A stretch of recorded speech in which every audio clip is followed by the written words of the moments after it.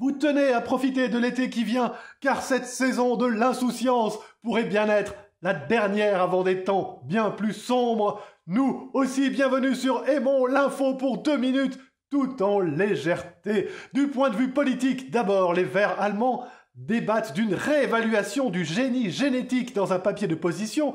Les auteurs estiment que les OGM, par exemple, doivent être jugés sur leurs résultats en termes de biodiversité, de durabilité et d'impact sur la société, et non pas rejetés par peur ou par idéalisme politique. Aujourd'hui, estime-t-il encore, la réglementation profite aux multinationales, il faut faire en sorte qu'elle profite avant tout à la population et au monde. On continue avec les premières, mais du côté science cette fois. Un message crypté a été envoyé à 1200 km via un satellite quantique, ouvrant la voie à un Internet sûr et inattaquable par des hackers.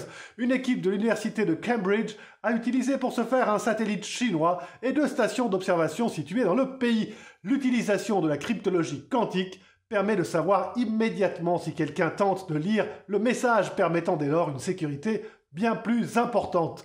Enfin, on a retrouvé l'iceberg qui a coulé le Titanic. Une photo du coupable prise 40 heures avant le passage du paquebot montre l'énorme montagne de glace qui allait prendre la vie de 1522 personnes. Le cliché a été pris de jour par le capitaine de Lithuanian, un bateau également en route pour New York et qui nota les coordonnées de l'iceberg dans son journal de bord.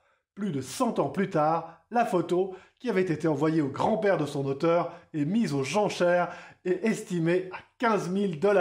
Quant à vous, prenez bien soin de vous.